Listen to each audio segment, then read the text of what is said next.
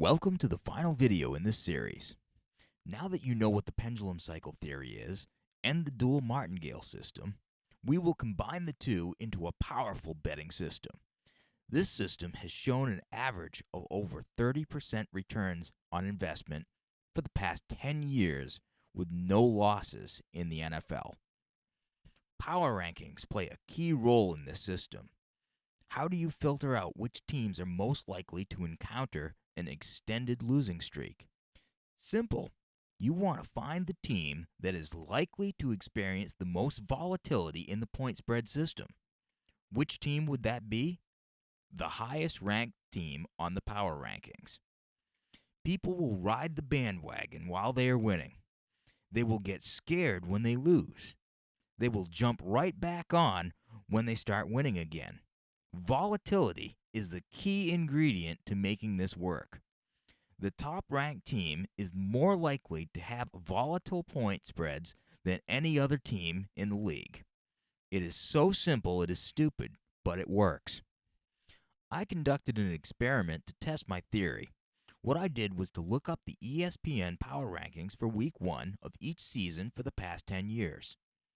You can verify this by going to Google and doing a search ESPN Power Rankings, NFL 2009, or whatever year you're looking for, and week 1. You would see that in week 1, the top ranked team for 2009 was the Steelers. It is important that you have this information for week 1 because this is a prediction.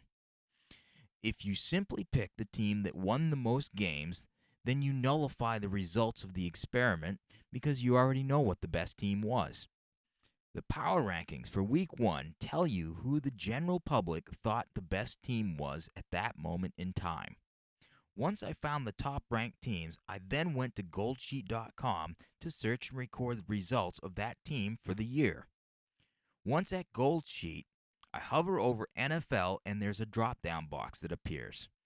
At the bottom of this box, there's something that says point spread logs.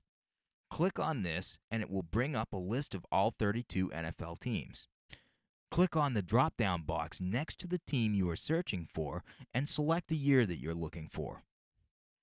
You will get a list of all the games played for that season, what the scores were, what the spreads were, and more. This gives me all the information I need to know to determine whether the system I'm suggesting is working or failing. I took the top-ranked team and used a dual martingale chase system that was 5 tiers deep. My expectation was that the highly favored team would not lose against the spread 5 times in a row or more. It worked brilliantly. When I first created the dual martingale system, I thought I needed to multiply my bankroll times 2. After closer examination, I realized that one side is always going to win, or at least push. It is not necessary to have the full amount on both sides. You just need enough to support your full bankroll on one side and 1 unit on the other. The second modification to this system was made due to my friends on the SBR forum. I was running a test on the system in the NBA, and one of the members asked why I did not start the favored team on the second tier to avoid losing the juice on the first bet. My initial response was that I would lose a tier for doing this. But you lose this tier every time you chase the underdogs anyways. After much thought, I decided this actually made a lot of sense. The last modification I made was when I realized that I made a math error on the 2007 Patriots. I forgot to account for the losing tier when you chase the underdog's loss. This changed the 2007 season from a profitable one to an unprofitable one. It was not a severe loss, but I realized had I just exited in week 15, even though my chase system was not yet resolved, I would have made a profit. If you are only on your second tier by week 15, you have a substantial profit. It is better to exit the game with that profit than to risk losing it in the final weeks. A 5-tier dual martingale system to win $100 would look like this. Tier 1 would be $110, Tier 2, $231, Tier 3, $485.10. Tier 4, $1,018.71. Tier 5, $2,139.29. The 5-tier chase system comes out to a total of $3,984.10. You must add an additional $110 to play the other side of the games. This brings the total amount to $4,094.10. Now I realize that $4,000 is pretty scary for a lot of bettors. BetDSI has a minimum bet of just $1, so you could actually do this for under $41. Just divide the amounts above by 100. The rules of the chase are as follows. Select the number 1 ranked team in the power rankings. Use the power rankings on ESPN for this experiment. Start the chase system, expecting this team to beat the spread. You will start the number 1 ranked team on the second tier of the chase system. When one chase resolves, you must start chasing your loss. This is the most confusing part of the system, so I will take more time to explain it momentarily. Do not play beyond week 15 unless you have a chase that is unresolved. If your chase is only in its second tier, exit with your profits. If it's 3 tiers deep or more, try and resolve the chase and then exit. Do not place bets on other teams during the bye week. Your results will be based strictly on this team's performance. By far, the most confusing part of this system is flip-flopping your chases once one chase resolves. When I originally designed the dual martingale system, it was intended to be played in 2 separate books, which I will call Book A and Book B. It is cheaper to do it inside of one sports book, and that is how I recommend doing it. However, I have found that this confuses most people I show this to, so I will stick with the 2 accounts to explain the system. Let's say you are chasing the Steelers. In Book A, you place your bets on the Steelers and chase them until they win. In Book B, you will fade them. In 2009, they had 3 losses ATS before notching up their first win in Week 4. This resolves the first chase in Book A. In Book B, you won the first 3 bets and encountered your first loss in Week 4. In Week 5, you will start betting on the Steelers in Book B and fade them in Book A. Since you encountered a loss, your first bet on the Steelers in Book B will actually be the second tier in your chase system. This is where things get a little tricky. You are always chasing your losses with the top-ranked team, not the underdog. When you encounter the loss in Book B with the underdog, you then chase the loss with the Steelers. This starts the next chase on Tier 2. As long as the Steelers do not lose against the spread 4 times in a row, you will win. By betting the opposing team, you will score wins even when the Steelers lose.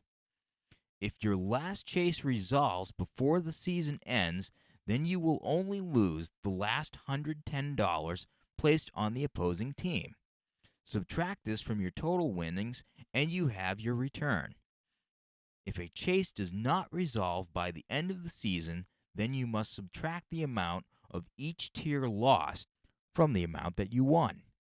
So how did my results fare? I averaged over 32% a year. I had no losing years. That was really shocking considering all the previous experiments I had done that came up short.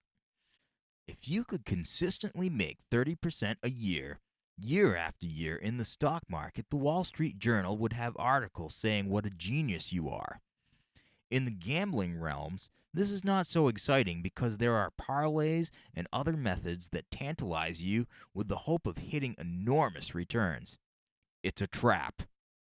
30% a year can make you rich, but it takes time. Chasing a 1,000% plus gain that is extremely elusive will cause you to lose money. Just look at all the people who play the lottery. How many people do you know that play the lottery? Out of all those people, how many do you know that have actually won? Don't fall for this trap. I say don't get greedy. Take what the sports books are giving you.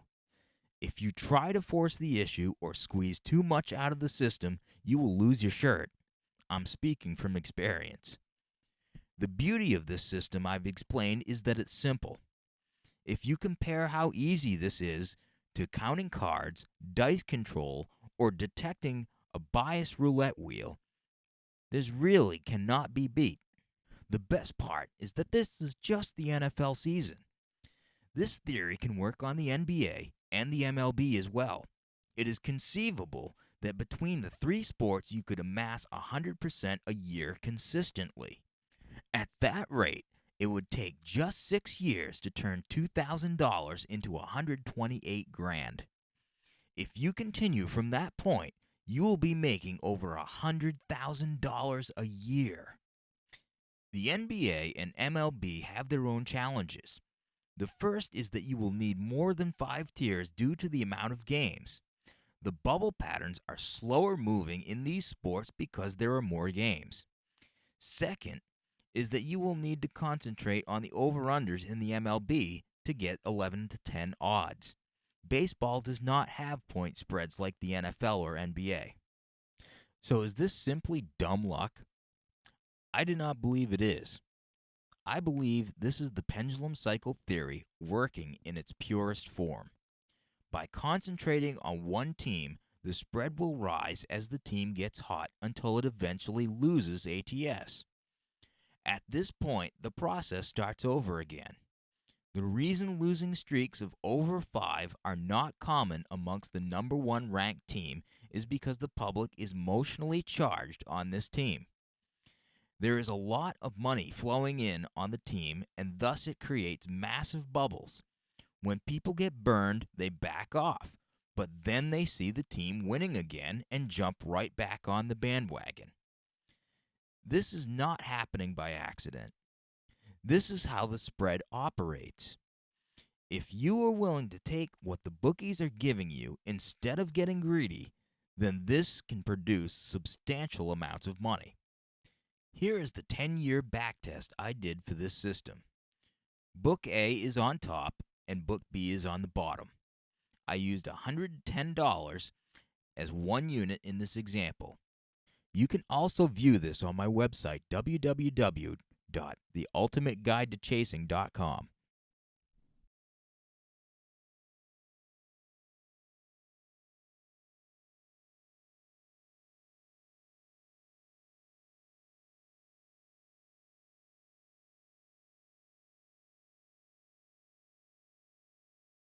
A couple points you should notice is the average return over 10 years was 32.3%.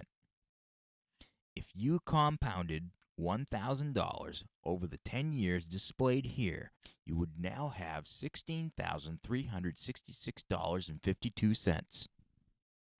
My backtests have shown this system to be very consistent. I tested the NBA with a 7-tier system to account for the larger amount of games. The results were just as compelling.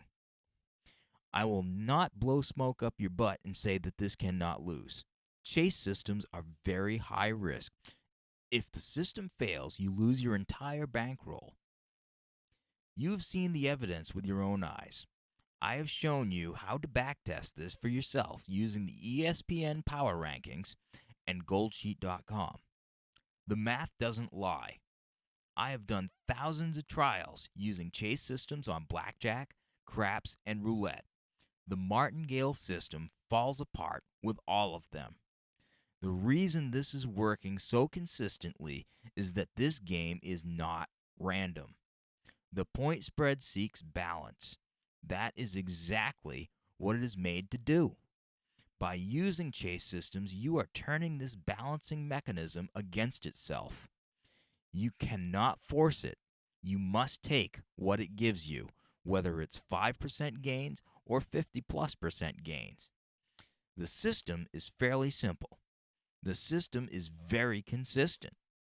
Simple and consistent is a great formula for making money. 30% gains will not make you rich overnight, but as Einstein once said, compound interest is the eighth wonder of the world. Thanks for watching this video series. I hope you win lots of money.